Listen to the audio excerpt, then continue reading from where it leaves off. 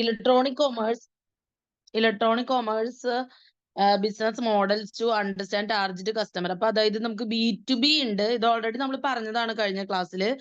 B2B ഉണ്ട്, business to business. പിന്നെ നമുക്ക് B2C ഉണ്ട്, ബിസിനസ് ടു കൺസ്യൂമർ. പിന്നെ നമുക്ക് C2C ഉണ്ട്, കൺസ്യൂമർ ടു കൺസ്യൂമർ. പിന്നെ നമുക്ക് കൺസ്യൂമർ ടു ബിസിനസ് ഉണ്ട്. അപ്പോ selecting the right e-commerce business model is not that easy, especially if it is a new product or a service. അതായത് ഒരു പുതിയ പ്രൊഡക്റ്റോ സർവീസോ ഒക്കെ നമ്മൾ എടുക്കുന്ന സമയത്ത് നമുക്ക് സ്വാഭാവികമായിട്ടും റൈറ്റ് ആയിട്ടുള്ള ഇ-കൊമേഴ്സ് ബിസിനസ് മോഡൽ സെലക്ട് ചെയ്യുക എന്ന് പറയുന്നത് വളരെ പാടാണ്. So while choosing A business model, ഒരു ബിസിനസ് മോഡൽ ചൂസ് ചെയ്യുന്ന സമയത്ത് ഫാക്ടേഴ്സ് കൺസിഡർ ചെയ്യേണ്ടത് ഏതൊക്കെയാന്ന് വെച്ചാൽ നമ്മുടെ ടാർഗറ്റ് കസ്റ്റമർ ആരാണ്, നമുക്കിടെ കയ്യിൽ അവൈലബിൾ ആയിട്ടുള്ള റിസോഴ്സസ് എന്തൊക്കെയാണ്, നമ്മുടെ കേപ്പബിലിറ്റീസ് എന്തൊക്കെയാണ്, നമ്മുടെയും അതെ മേടിക്കാനുള്ള ആളുടെ അതെ. നമുക്ക് കുറെ കൊടുക്കാണ്ടെന്ന് പറഞ്ഞിട്ട് മേടിക്കാനുള്ള ആളുടെ കയ്യിൽ പൈസ ഇല്ലെങ്കിൽ പറഞ്ഞിട്ട് കാര്യമില്ലല്ലോ. So both the seller and the customer, അയാൾക്ക് അത് മേടിക്കാനുള്ള മനസ്സും വേണം, ഓക്കെ, പൈസയും വേണം. Some general e commerce business models are briefly summarised. അതിലൊന്നാണ് B2B, business to business. In this type നമ്മൾ ഓൾറെഡി പറഞ്ഞ പോലെ, in this type the business is conducted between two business entities. രണ്ട് വ്യത്യസ്തരായ ബിസിനസ് സ്ഥാപനങ്ങൾ തമ്മിലാണ് ഇത് നടക്കുന്നത്, B2B നടക്കുന്നത്. It may be between a wholesaler and a retailer or a manufacturer or a wholesaler. അതായത് ഒന്നെങ്കിൽ ഒരു ഹോൾസെയിലറും മാനുഫാക്ചറും തമ്മിലാവാം, ഒരു മാനുഫാക്ചററും ഒരു ഹോൾസെയിലറും തമ്മിലാവാം, ഒരു ഹോൾസെയിലറും റീറ്റെയിലറും തമ്മിലാവാം. അപ്പൊ നമുക്ക് എക്സാമ്പിൾ പറയുകയാണെങ്കിൽ ടയോട്ട മോട്ടറിന് B2B വെബ് പോർട്ടൽ ഉണ്ട് എല്ലാ ബിസിനസ് പാർട്ട്നേഴ്സുമായിട്ട്, ടയോട്ട മോട്ടോഴ്സിന്. അടുത്തത് business to consumer, B2C.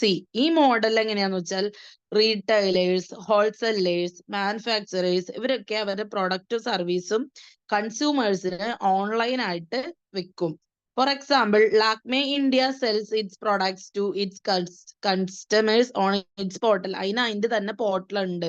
Lakme എന്ന് പറയുന്നത് ഒരു വലിയ ബ്രാൻഡാണ്, ലാക്മേ ഇന്ത്യ. അതിന്റെ തന്നെ ബ്രാൻഡ് ഉണ്ട്.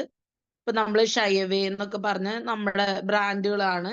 അതിനകത്തൊക്കെ നമുക്ക് പോയി ഡ്രസ്സൊക്കെ വാങ്ങിക്കാൻ പറ്റും. മീഷോ, മന്ത്ര അങ്ങനെയൊക്കെയുള്ള ഒരുപാട് ഉണ്ട്. പിന്നെ ബിസിനസ് ടു കൺസ്യൂമർ ആണ് നമ്മളിപ്പോ പറഞ്ഞത്. പിന്നെ ഉള്ളത് കൺസ്യൂമർ ടു കൺസ്യൂമർ ആണ്. അതായത് കസ്റ്റമറിൽ നിന്ന് കസ്റ്റമറിലേക്ക്. ഇപ്പൊ ഒരു C2 നമ്മൾ OLX, eBay, ക്രേജിയ ലിസ്റ്റ് എന്നൊക്കെ പറഞ്ഞ അതിലൊക്കെ നമ്മൾ ഇട്ടിട്ട് ഒരു സാധനം നമ്മൾക്ക് മേടിച്ചു, നമ്മൾക്ക് യൂസ്ഫുൾ അല്ല, നമുക്ക് വേണമെങ്കിൽ വേറൊരാൾക്ക് വിൽക്കാനായിട്ട് സാധിക്കും. അടുത്തത് കൺസ്യൂമേഴ്സ് ടു ബിസിനസ്, C2B. ഇത് നമ്മൾ മുമ്പ് പറഞ്ഞതാണ്. In this case consumers sell their products or services to a business. ഒരു ബിസിനസ്സിന് നമ്മൾ നമ്മുടെ സാധനങ്ങൾ വിൽക്കുന്നു. And a business entity can extract values from the customers by taking their business suggestions or by getting their feedback. അപ്പൊ റിവ്യൂവും ഫീഡ്ബാക്കും ഒക്കെ കിട്ടുമ്പോൾ അവർക്ക് കുറെ കൂടി ബെറ്റർ ആവാൻ പറ്റും ബിസിനസ്സിന്. There are also dedicated freelancers, C2B platforms. C2B platforms നമുക്ക് അവൈലബിൾ ആണ്. Like Upwork online transaction platform, online ആയിട്ടുള്ള ട്രാൻസാക്ഷൻ പ്ലാറ്റ്ഫോമിൽ വർക്ക് ചെയ്യുന്നു. And Fiverr, who crowdsource freelancing services from individual pass. അത് മറ്റൊരു എക്സാമ്പിൾ ആണ്. ഇപ്പോ C2B കൺസെപ്റ്റ് എന്ന് പറഞ്ഞാൽ വളരെ യൂസ്ഡ് ആണ്, വളരെ കൺസെപ്റ്റ് വളരെ ഇതാണ്. ഒരു പോപ്പുലർ ആയിട്ടുള്ള ഇൻഡിവിജ്വൽ ഒരു ബ്രാൻഡ് ഒരു ബിസിനസ് ഒക്കെ വിൽക്കുന്ന ഒരു സംവിധാനമാണ്. Influencers with high social media following. അതുപോലെ തന്നെ സോഷ്യൽ മീഡിയയിൽ ഭയങ്കര ഹൈ ഫോളോയിങ് ഒക്കെ ഉള്ള ആൾക്കാർ അവര് അവരുടെ ഫാൻസുകാരെയും ആരാധകരെയും ഫോളോവേഴ്സിനെയും ഒക്കെ ഒരു പർട്ടിക്കുലർ ഒരു പ്രൊഡക്റ്റ് സർവീസ് വാങ്ങാൻ വേണ്ടിയിട്ട് പ്രേരിപ്പിക്കാറുണ്ട്. With present social media hype influencer matching market places like influence are on the rise as new. ഇപ്പോഴത്തെ ഒരു പുതിയ സംവിധാനം വെച്ചിട്ട് innovative forms of C2B, other models are B2G, business to government, government to business G2B, and government to citizen G2C. ഇത്രയുമാണ് ഉള്ളത്.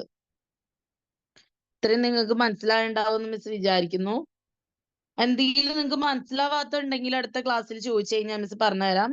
അടുത്തത് നമുക്ക് e-commerce business models ആണ്. 4 മോഡൽസ് ഇൻഫർമേഷണൽ ഡിസൈൻ ചെയ്തിട്ടുണ്ട് എന്ത് ഇ-കൊമേഴ്സിൽ. വെച്ച് കഴിഞ്ഞാൽ ഒന്നാമത് brand awareness and image building മോഡലാണ്.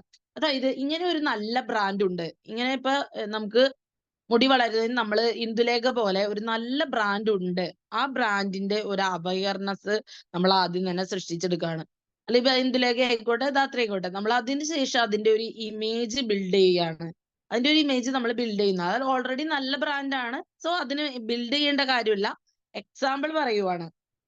ദെൻ നമുക്ക് പ്രൊമോഷൻ മോഡൽസ് ഉണ്ട്. പ്രൊമോഷൻ നമുക്ക് ആഡ് കൊടുക്കാം, അഡ്വർടൈസ്മെന്റ്സ് കൊടുക്കാം, ന്യൂസ് പേപ്പറിൽ അഡ്വർടൈസ്മെന്റ് കൊടുക്കാം, സോഷ്യൽ മീഡിയ ത്രൂ അഡ്വർടൈസ്മെന്റ് കൊടുക്കാം. പിന്നെ അങ്ങനെയെല്ലാം നമുക്ക് അഡ്വർടൈസ്മെന്റ്സ് കൊടുക്കാനായിട്ട് സാധിക്കും. ഇൻഫോമീഡിയറി മോഡൽ ഉണ്ട്. ഇൻഫോമീഡിയറി മോഡൽ എന്ന് പറഞ്ഞാൽ ഈ model aggregate information from difference electronic commerce retailers. പലവരിൽ നിന്നുള്ള ഇൻഫർമേഷൻ സ്വീകരിച്ചിട്ട് ഇന്റർമീഡിയറികളായിട്ടുള്ള ഇവരെ വച്ചിട്ട് നമ്മൾ എന്ത് ചെയ്യുന്നു, ഇത് കൊടുക്കുന്നു, മെത്തേഡ് മോഡൽ ഓഫർ ചെയ്യുന്നു. Free internet access, free hardware ഒക്കെ നമ്മൾ കൊടുത്തിട്ട് ജസ്റ്റ് ഡയൽ പോലുള്ള വെബ്സൈറ്റ് ആണ് ഇതിന് ഇൻഫോമീഡിയറി എന്ന് പറയുന്നത്. നമുക്ക് ഒരു ഡോക്ടറിന്റെയോ ഒരു വക്കീലിന്റെയോ ഒക്കെ ആവശ്യം വരുമ്പോൾ ചില സമയത്ത് നമ്മൾ ജസ്റ്റ് ഡയലിൽ നിന്നാണ് എടുക്കുന്നത്. അതൊരു ഇൻഫോമീഡിയറി മോഡലാണ്. അടുത്തത് പ്രൊമോഷൻ മോഡൽ. പ്രൊമോഷൻ മോഡൽ എന്ന് പറഞ്ഞു കഴിഞ്ഞാൽ നമുക്ക് gift card, cash back, discount coupon, photography, അതൊക്കെ കൊടാക്കിന്റെ വെബ്സൈറ്റിൽ നിന്ന് നമുക്ക് കിട്ടും. അപ്പൊ ഇതൊക്കെ ഒരു പ്രൊമോഷൻ ടെക്നിക്കാണ്. അവരുടെ സാധനം നമ്മൾ വാങ്ങുന്ന സമയത്ത് ഇപ്പൊ സ്കൂബി ഡൂ ഒക്കെ വാങ്ങുന്ന സമയത്ത് സ്കൂബി ഡൂവിന്റെ കൂടെ നമുക്ക് ടെക്സ് അല്ല, അപ്പൊ സ്കൂബി ഡൂവിന്റെ കൂടെ നമുക്ക് ചിലപ്പോ എന്തെങ്കിലുമൊക്കെ പേന, പെൻസിൽ അങ്ങനെയൊക്കെ കിട്ടാറുണ്ടായിരുന്നു. പിന്നെ ലാസ്റ്റ് വരുന്ന മോഡലാണ് കസ്റ്റമൈസേഷൻ മോഡൽ. എന്ന് വെച്ച് കഴിഞ്ഞാൽ നമ്മൾക്ക് നമ്മളുടെ ഇഷ്ടം അനുസരിച്ച് എഐയോ ML അൽഗരിതം ഒക്കെ ഉപയോഗിച്ച് നമ്മുടെ ഇഷ്ടം അനുസരിച്ച് എംപ്ലോയ് ചെയ്ത് പ്രിഫറബിളി നമ്മുടെ ഒരു കസ്റ്റമൈസ്ഡ് മോഡലായിട്ട് മിസ് തന്നെ മിസ്സിന് ഗൗണൊക്കെ കസ്റ്റമൈസ് ചെയ്ത് തയ്ച്ചു തരാൻ വേണ്ടി പറയാറുണ്ട്. അപ്പൊ നമ്മുടെ ഇഷ്ടത്തിനനുസരിച്ച് ചെയ്തു തരുന്ന കസ്റ്റമൈസ്ഡ് വെബ്സൈറ്റ്സ് ഉണ്ട്. Built on this type of model is highly attractive to the users.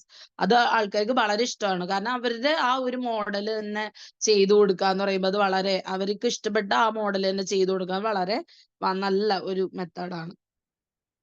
അടുത്തത് ഇംപ്ലിമെന്റിങ് ഇ കൊമേഴ്സ് മോഡൽ. അടുത്തത് നമുക്ക് ഇപ്പൊ ഈ പറഞ്ഞ ഇ കൊമേഴ്സ് മോഡലുകൾ ഉണ്ടല്ലോ, brand awareness model, image building model, promotion model, infomediary model, customization model ഒക്കെ ഇതൊക്കെ നമുക്ക് ഇംപ്ലിമെന്റ് ചെയ്യണം. ഇംപ്ലിമെന്റ് ചെയ്യണം എന്ന് വെച്ച് കഴിഞ്ഞാൽ ഇത് E commerce implementation strategies are A part of the business model. ഒരു ബിസിനസ് ഉണ്ടെങ്കിൽ അതിനൊരു ഇ കൊമേഴ്സ് ഇംപ്ലിമെന്റേഷൻ സ്ട്രാറ്റജി ഉണ്ട്. നമുക്ക് വാണിജ്യം എന്നുള്ള അർത്ഥമാണ് കൊമേഴ്സിനുള്ളത്. അപ്പൊ ഇ കൊമേഴ്സിന് ഇലക്ട്രോണിക് കൊമേഴ്സ്, ഇലക്ട്രോണിക് മീഡിയത്തിന്റെ സാന്നിധ്യത്തോടു കൂടി അല്ലെങ്കിൽ അതിന്റെ ഹെൽപ്പോട് കൂടി നമ്മൾ ഈ വക സാധനങ്ങളെല്ലാം പർച്ചേസ് ചെയ്യുന്നു. ഈ ഇലക്ട്രോണിക് മീഡിയം ലാപ്ടോപ്പ് ആവാം, മൊബൈൽ ആവാം, നമുക്ക് എന്തൊക്കെ സാധനങ്ങളൊക്കെ നമ്മൾ ഇതിൽ കൂടെ വാങ്ങുന്നു ആ electronic medium.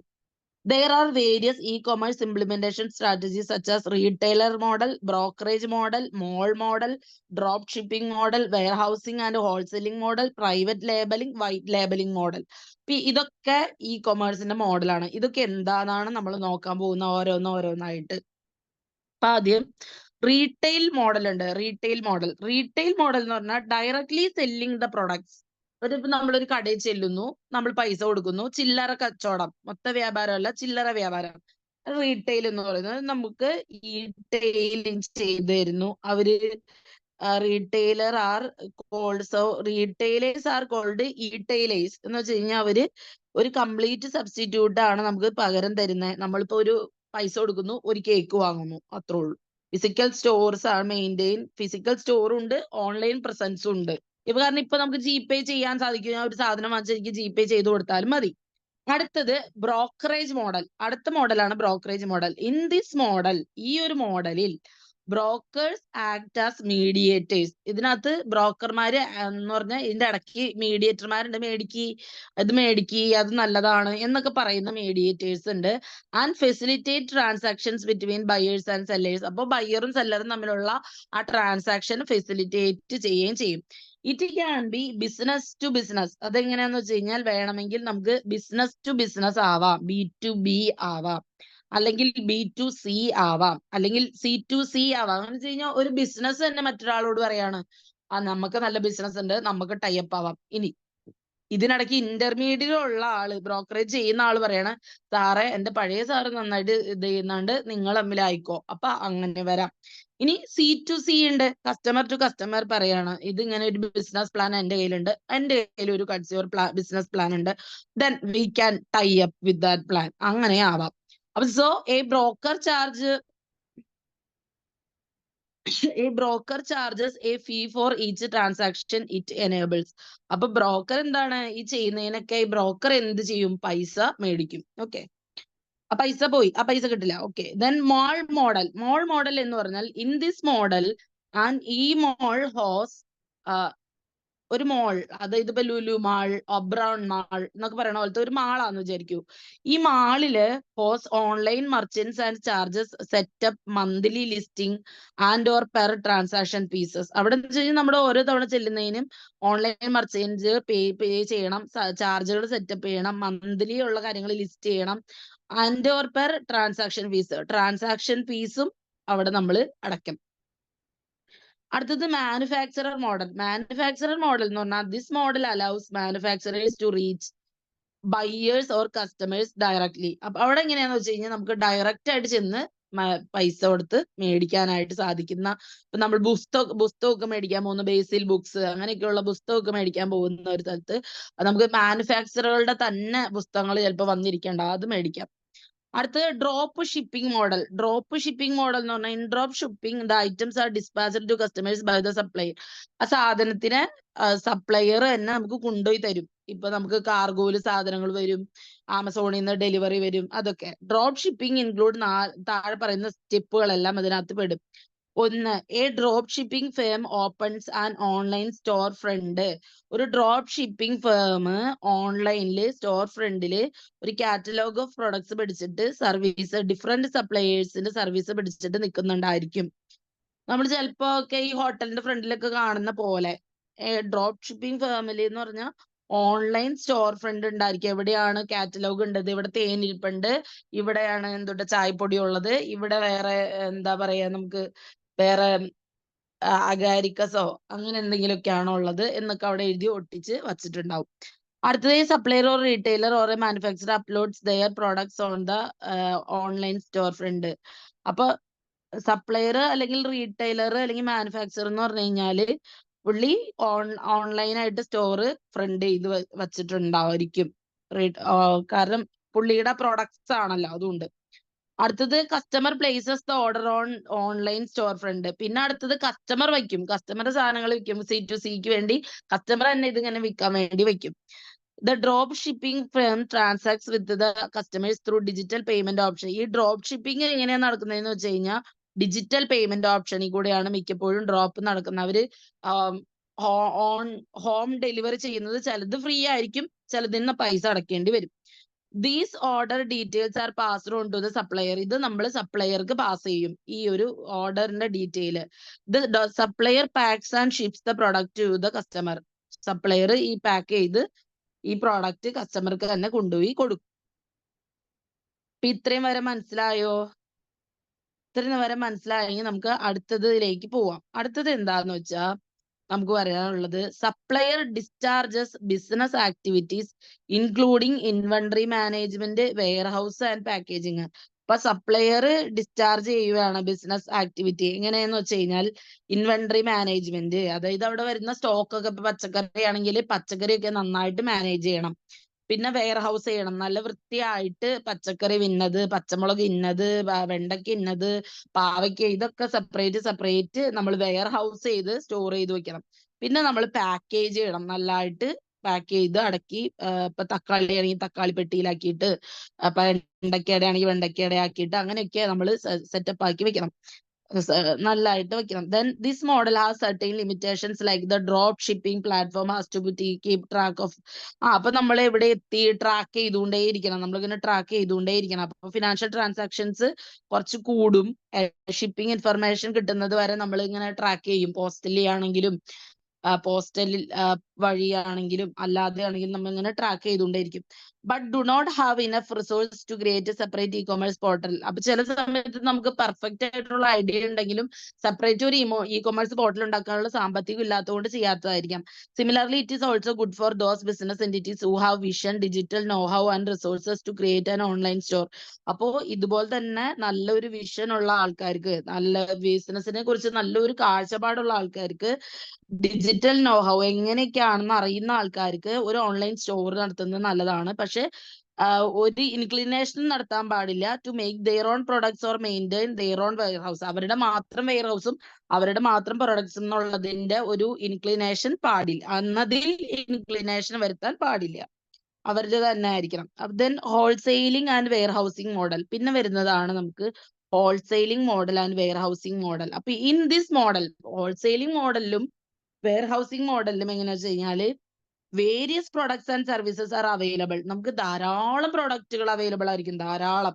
Both retailer and consumers approach such online store. അപ്പൊ റീറ്റെയിലർമാരും അവിടെ വന്ന് മേടിക്കും, കൺസ്യൂമേഴ്സ് ആരും അവിടെ വന്ന് മേടിക്കും. So invest in massive physical warehouse. അപ്പൊ നമ്മൾ എന്ത് ചെയ്യണം? ഒരു വലിയ വെയർ ഹൗസിൽ, അതായത് തണുപ്പടിച്ച് സാധനങ്ങൾ ചീത്തയായി പോവാതിരിക്കാനും പുഴുകൃമിയൊന്നും വന്ന് പോവാതിരിക്കാനും ഒക്കെ നല്ലൊരു വെയർ ഹൗസ് നമ്മൾ സ്പേസ് ഒക്യുപ്പൈ ചെയ്യണം. The shortcoming is you have to keep track of the order. ഇതിന്റെ പ്രശ്നം എന്താന്ന് വെച്ച് കഴിഞ്ഞാൽ നമ്മൾ ഓണർ ആയിട്ട് ഇരിക്കുന്ന സമയത്ത് ഇതിന്റെ ഓർഡർ നമ്മൾ തന്നെ നോക്കണം. എപ്പോഴാണ് വരുന്നത്, എപ്പോഴാണ് ഇത് ഡെലിവറി ചെയ്യേണ്ടത്, അങ്ങനെ നമുക്ക് ടൈം കിട്ടാതെ വരുന്ന ഒരു പ്രശ്നമുണ്ട്. Private labelling and white labelling പിന്നെ വരുന്നത് പ്രൈവറ്റ് ലേബലിംഗ്, വൈറ്റ് ലേബലിംഗ്. എന്നാൽ ഒരു പ്രൈവറ്റ് ലേബൽ റിലേഷൻഷിപ്പ്, നമ്മളൊരു പ്രൈവറ്റ് ലേബൽ റിലേഷൻഷിപ്പിലാണ് ഉള്ളതെങ്കിൽ the buyer specifies the design. Buyer ആണ് എന്ത് തീരുമാനിക്കുന്നത്? ആ ഡിസൈൻ ഏത് വേണം, പാർട്സ് ഏതൊക്കെ വേണം, ഇൻഗ്രീഡിയൻസ് ഏതൊക്കെ വേണം, ഓഫറിങ്സ് ഏതൊക്കെ വേണം, അയാൾ പറയും. അയാളുടെ പ്രിഫറൻസ് അനുസരിച്ച് നമ്മൾ ചെയ്തു കൊടുക്കും. പിന്നെ വൈറ്റ് ലേബൽ റിലേഷൻഷിപ്പില് പ്രൊവൈഡർ ഓർ മാനുഫാക്ചറർ അവര് ഓഫർ ചെയ്യും, ഇതിങ്ങനെയാണ്, ഇതിന്റെ ഡിസൈൻ ഇങ്ങനെയാണ്, പാർട്സ് ഇങ്ങനെയാണ്, ഇൻഗ്രീഡിയൻസ് ഇങ്ങനെയാണ്, നിങ്ങൾക്ക് വേണമെങ്കിൽ എടുക്കാം എന്നൊരു സാധനം വരും. Sound confusing. അപ്പൊ നമുക്ക് എന്ത് തോന്നും? ഭയങ്കര കൺഫ്യൂഷൻ തോന്നും, ഇത് എടുക്കണോ വേണ്ടേ എന്നുള്ള.